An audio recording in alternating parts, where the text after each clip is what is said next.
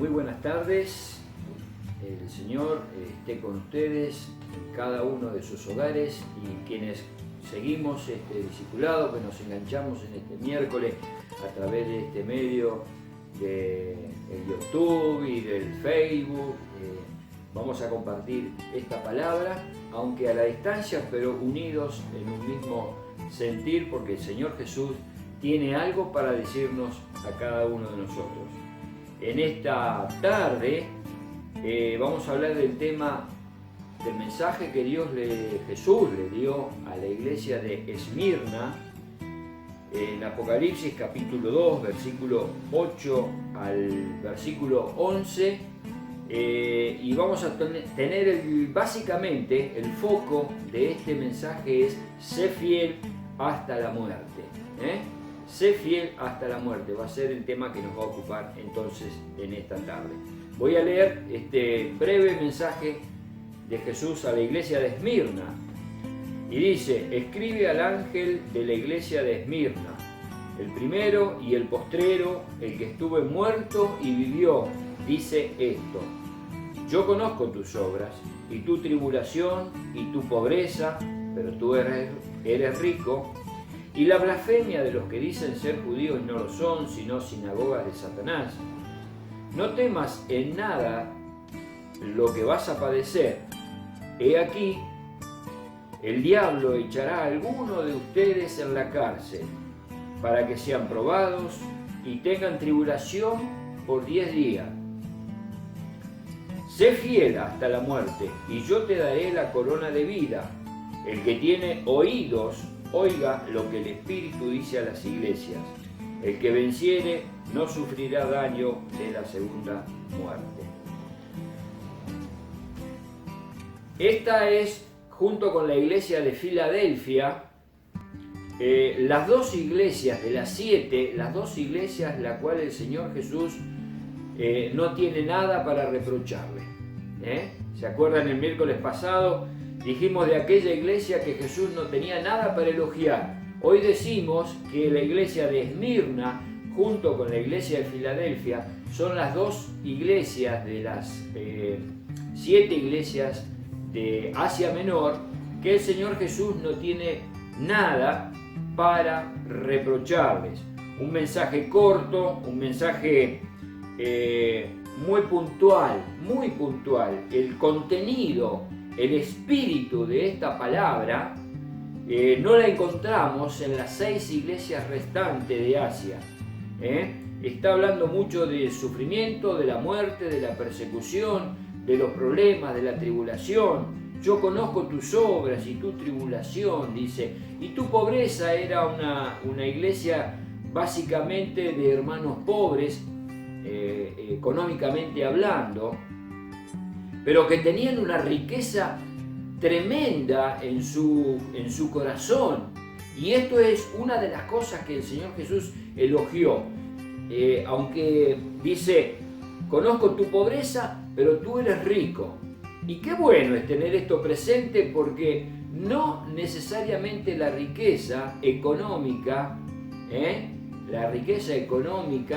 nos garantiza a nosotros tener una vida de éxito. Hay cosas que aún en la pobreza podemos sacar esa riqueza de adentro que la da el Señor Jesús. Como contraste de la iglesia de la semana pasada, dijimos que ellos no tenían allá en el banco de la fe, en el cielo, no tenían el depósito hecho, no había una riqueza que los avalara, que les daría el recibimiento en el cielo cuando ellos pasaran a la eternidad. Y Jesús lo estaba llamando la atención. En este caso dice: yo conozco tu pobreza, pero eres rico. Tenían una riqueza en el cielo tremenda estos hermanos de ahí de la iglesia de Esmirna. Lo voy a ubicar un poquito geográficamente. Esmirna es hoy, en la actualidad, la ciudad de Izmir. Es una ciudad junto al mar, una ciudad pujante, una ciudad en constante crecimiento, junto al mar Egeo. En esa época se caracterizaba por el templo de la diosa madre. Era muy famoso entre todos los pueblos. Vayan a Esmirna, el templo de la diosa madre, y por los templos dedicados al culto imperial de Tiberio y Adriano. No nos olvidemos que en aquel tiempo toda aquella zona estaba bajo el imperio romano. Entonces Tiberio y Adriano eran emperadores romanos y que le habían hecho templos a ellos, ¿no? Era una cosa muy triste, irrisoria por un lado, pero muy triste y lamentable por el otro. Era una hermosa ciudad de calles pavimentadas, tenía una importante biblioteca, un gimnasio, y esto del gimnasio no es poca cosa, porque el gimnasio era característico del Imperio Romano, ¿no? Entonces construían un gimnasio y un santuario a un fulano, un tal llamado Homero, famoso en aquel momento. Fue una ciudad muy fiel a Roma, por eso tenía los privilegios del imperio, ¿no? Uno de los motivos fue ese, el crecimiento que tenía era gracias al aporte que el Imperio Romano hacía a esta ciudad como contribución o como agradecimiento a la fidelidad que Esmirna tenía con el Imperio Romano. Quizá por estas características sociales, la iglesia allí establecida sufrió una gran oposición. El mensaje de Jesús a esta iglesia, en tan poquitos versículos, tan corto el mensaje,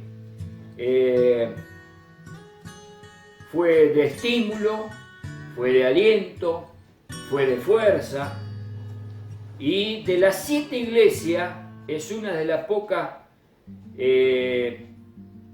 por su fidelidad, escuchen bien, es una de las pocas, de las 7 iglesias, una de las pocas que por su fidelidad permanece hasta el día de hoy. 2021, la iglesia de Esmirna, con otro nombre, hoy se llama la ciudad Izmir, pero sigue vigente.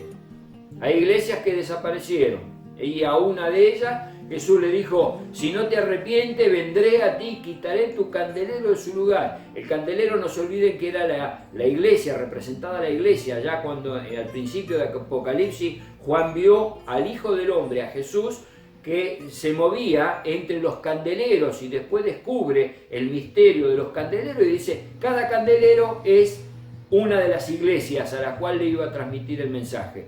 Bueno, a una de ellas, a una de las 7, le dice Jesús: si no te arrepientes, vendré a ti y quitaré su candelero, tu candelero, de su lugar. Quiere decir que la iglesia iba a dejar de ser lo mismo que la ciudad, y eso pasó. No existe más aquella ciudad, no interesa el nombre en este momento, aquella ciudad no existe más junto con la iglesia, pero la iglesia de Esmirna existe hasta el día de hoy. Esto no es poca cosa, es maravilloso. Persistió a través de los siglos y de los milenios. Después de 2000 años, la iglesia sigue estando ahí. Entonces, en el versículo 8 dice, el Señor Jesús se presenta de esta manera. Dice, el primero y el postrero, primero y el último. Dice, el que estuvo muerto y vivió, dice esto. El que estuvo muerto y vivió, dice esto. En el capítulo 1, el versículo 17 y 18, antes de escribir el mensaje a la iglesia, dice, Juan, cuando se da vuelta para ver al que hablaba detrás de él, a ver quién era, dice, cuando le vi, caí como muerto a sus pies, y él puso su mano, su diestra, su derecha, sobre mí, diciéndome, no temas, yo soy el primero y el último, el que vivo y estuve muerto, mas he aquí que vivo por los siglos de los siglos, amén, y tengo las llaves de la muerte y del Hades.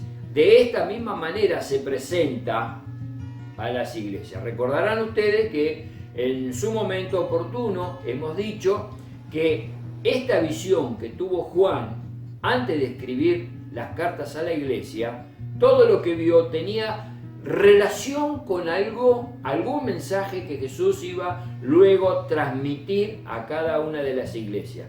Para Esmirna utiliza esto: el que estuvo muerto y vivió. Y dice: tengo las llaves de la muerte y del Hades. Y esto es muy importante. El Señor Jesús está hablando que algunos iban a morir y dice: sé fiel hasta la muerte. Esto es muy importante que la iglesia lo aprenda y lo tenga presente. Tengo las llaves de la muerte. ¿Qué significa esto? Vamos a ver lo que dice el escritor a los Hebreos en el capítulo 2 de los Hebreos, los versículos 14 y 15. Dice así: Así que, por cuanto los hijos participaron de carne y sangre, él también participó de lo mismo, para destruir por medio de la muerte al que tenía el imperio de la muerte, esto es, al diablo, y librar a todos los que por el temor de la muerte estaban durante la vida sujetos a servidumbre. Por medio de la muerte de Cristo, Jesús venció al que tenía el poder, el imperio de la muerte. Romanos capítulo 6, versículo 9. Sabiendo que Cristo, habiendo resucitado de los muertos, ya no muere, la muerte no se enseñorea más de él. Y capítulo 8, versículo 2 de Romanos. Porque la ley del Espíritu es vida en Cristo Jesús, me ha librado de la ley del pecado y de la muerte.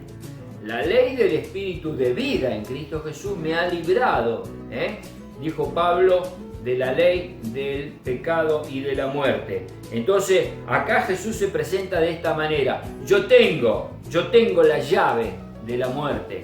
Tiene la llave, tiene. Antes pertenecía al diablo. Jesús, en la muerte, en la cruz del Calvario, con su muerte y su resurrección, venció al diablo, le quitó la llave. ¿Pero qué significa literalmente esto? Significa que Él nos da esperanza, nos da vida. No nos podía haber dado vida eterna si Cristo no hubiera vencido al diablo, que tenía el poder de la muerte. No hubiera podido transmitirnos vida si la vida no sería una realidad. Entonces Jesús nos transmitió vida, esperanza. Dijo: yo vine a darles vida y vida en abundancia. No solamente acá en la tierra, sino también en la eternidad. Nosotros tenemos vida y tenemos vida eterna y en abundancia, para que la disfrutemos. ¿Pero por qué tenemos esta esperanza? Porque Jesús venció y le quitó la llave de la muerte y del Hades al que la tenía. Dice, el que estuvo muerto y vivió, dice esto. En 1 Corintios capítulo 15, versículo 26, dice esto: y el postrer enemigo que será destruido es la muerte. El postrer enemigo, postrer significa último. El último enemigo que será destruido, dice, va a ser la muerte. Y repetimos el concepto anterior.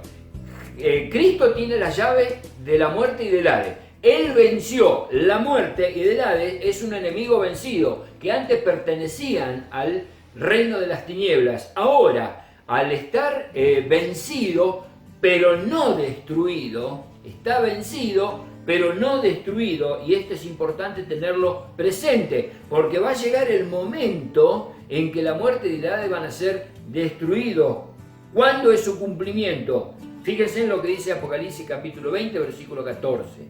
Y la muerte y el Hades fueron lanzados al lago de fuego. Esta es la segunda muerte. Ahí está el cumplimiento de la destrucción, el postrer, el último enemigo. ¿Y cuándo va a ser lanzado al lago de fuego, al infierno, la muerte y el Hades? Después del gran trono blanco. Ahí tiene cumplimiento. La muerte y el Hades fueron lanzados al lago de fuego. la sentencia final, ahí va a ser destruido, ahí ya no va a tener. Mientras tanto, ahora nosotros, los seres humanos, tenemos que seguir experimentando el dolor de la muerte. Esto no hay vuelta atrás. En este momento, mientras estemos en la tierra, todos estamos de paso. Todos estamos de paso. Tenemos un tiempo ya prefijado por Dios, los límites de nuestra habitación, como dice el Salmo 90, que Dios ha prefijado los límites de nuestra habitación, de nuestra existencia aquí en la tierra. Pronto pasamos y nos vamos y estamos de paso, somos extranjeros y peregrinos aquí en la tierra. La muerte física la vamos a seguir experimentando mientras estemos aquí, hasta que el Señor venga en las nubes a buscar a su iglesia.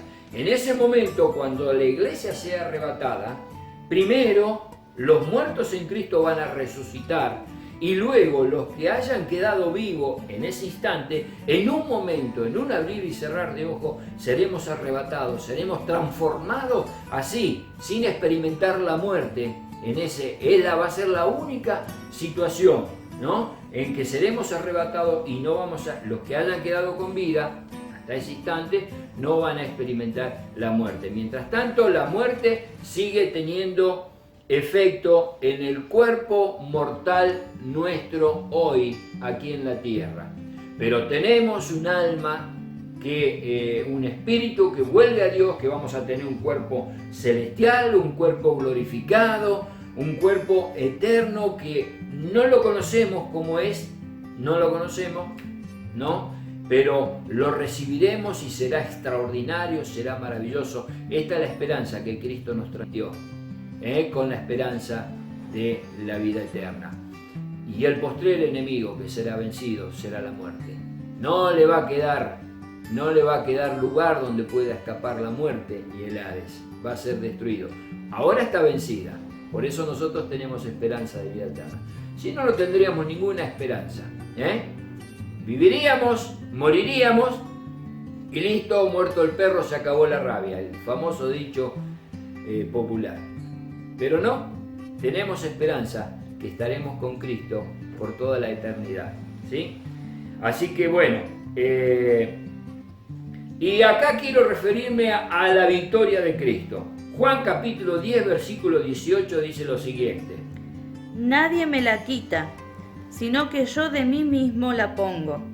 Tengo poder para ponerla y tengo poder para volverla a tomar. Este mandamiento recibí de mi Padre. Esto lo dijo Jesús antes de ir a la cruz. Antes de ir a la cruz.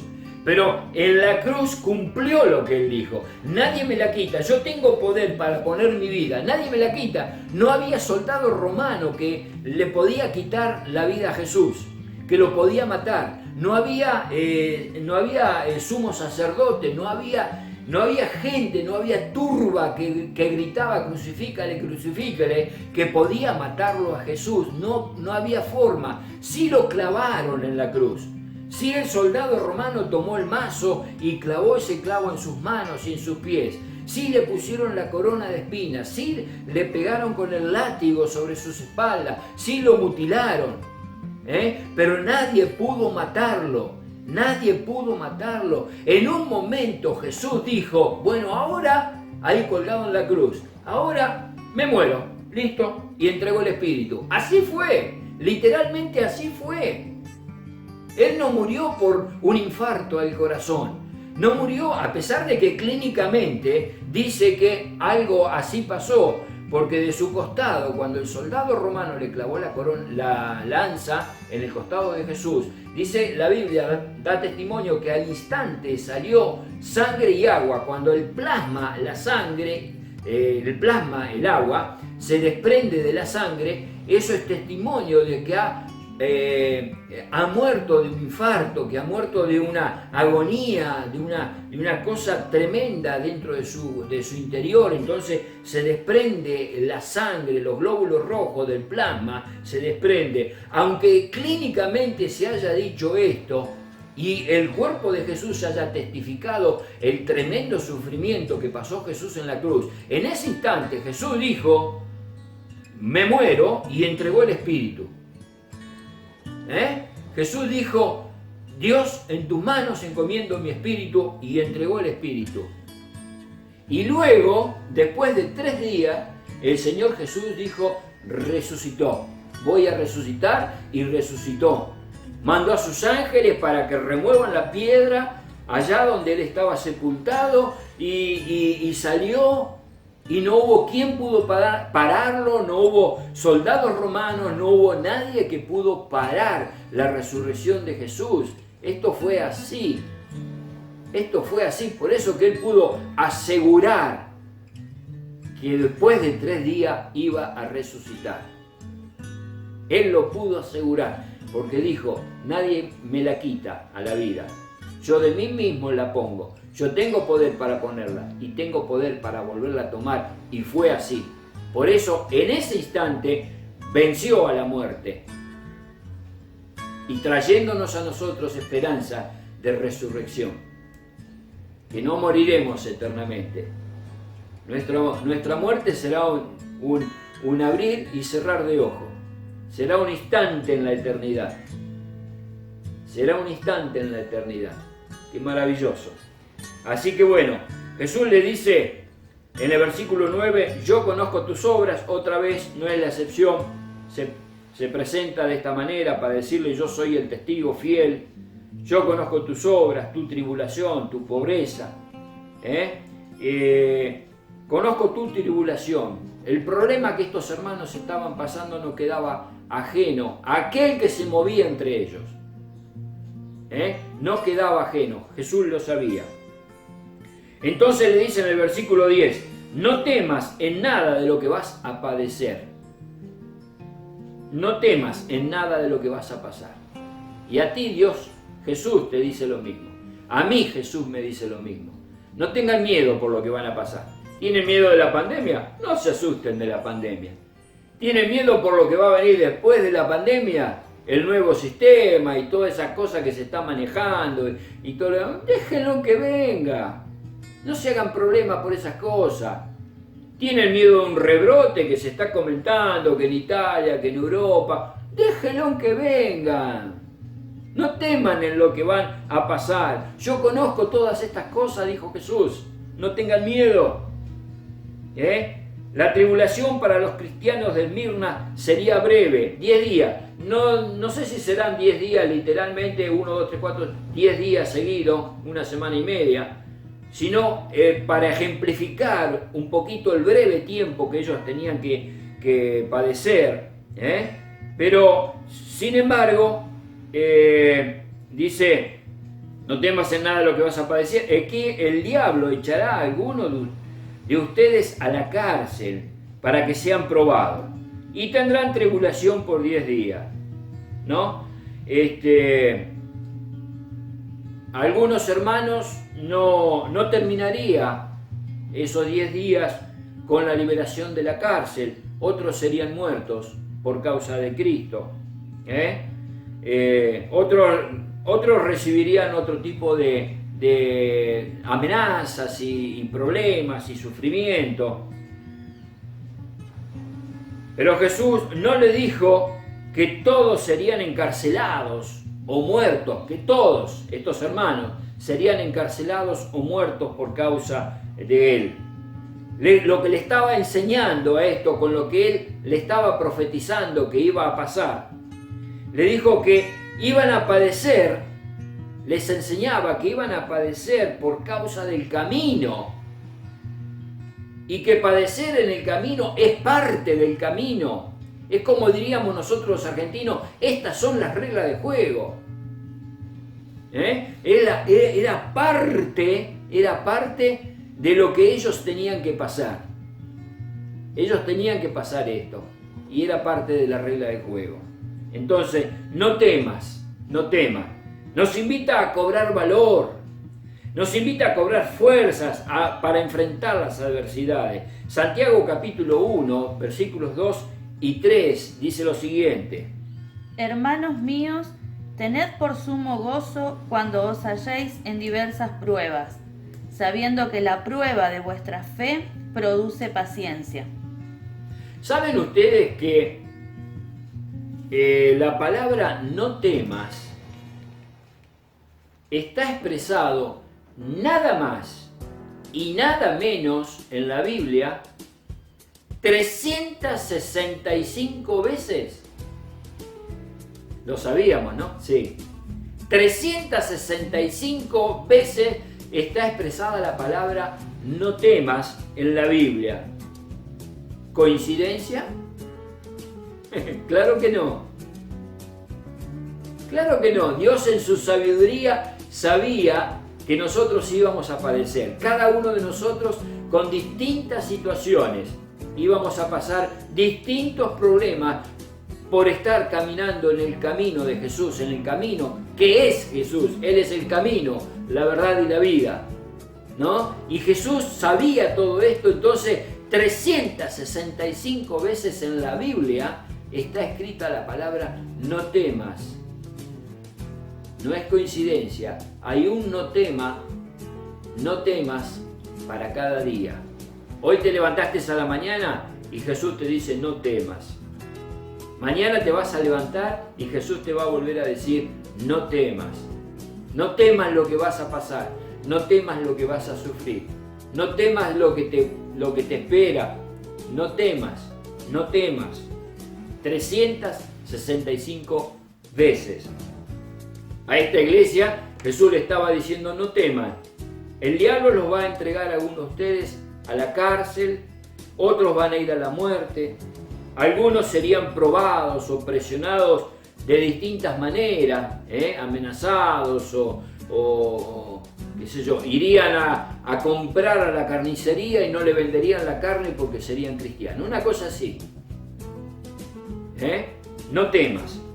Y el mensaje puntual de Jesús a estos hermanos fieles de la iglesia de Esmirna, a la cual él no tenía nada para reprocharle, no es que eran perfectos, sino que eran mirados con la gracia, y ellos eran como Esmirna, la ciudad, era muy fiel al Imperio Romano. Estos hermanos eran muy fiel al emperador, al Rey de Reyes, al Señor de Señores.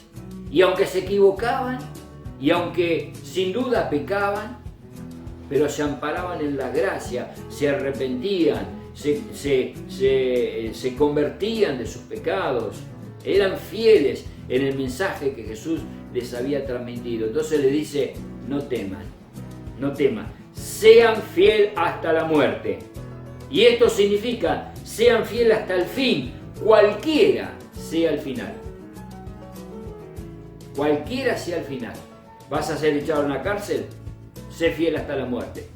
¿Vas a ser muerto por causa de Cristo? Sé fiel hasta la muerte. ¿Vas a ser amenazado o cualquiera otra? Sé fiel hasta el final, sé fiel hasta la muerte. Y yo te daré la corona de vida, dice en el versículo 10. Yo te daré la corona de vida. Esto significa serás coronado con la vida eterna. Es esa corona de laurel que se le colocaba a los vencedores de la carrera, como dice en 2 Timoteo capítulo 4, versículos 6 al 8. Porque yo ya estoy para ser sacrificado y el tiempo de mi partida está cercano. He peleado la buena batalla, he acabado la carrera, he guardado la fe. Por lo demás, me está guardada la corona de justicia, la cual me dará el Señor, juez justo, en aquel día. Y no solo a mí, sino también a todos los que aman su venida. A todos los que amamos su venida nos está guardada la corona de justicia. Esa corona, para ejemplificarla de alguna manera, esa corona de laurel, la corona de la vida eterna. Que con tanto orgullo los deportistas la exhibían, habían ganado la carrera. Me la dará el Señor juez justo en aquel día. Y el último texto, Santiago capítulo 1, versículo 12, dice así. Bienaventurado el varón que soporta la tentación, porque cuando haya resistido la prueba, recibirá la corona de vida que Dios ha prometido a los que le aman. Es mucho lo que Dios nos ha prometido, ¿no es cierto? Entonces, no temas. Sé fiel hasta la muerte. Sé fiel hasta el último momento de tu vida. hasta el último instante de tu vida. Sé fiel, permanece, persevera hasta el final. Y la corona te está esperando. Dios te bendiga.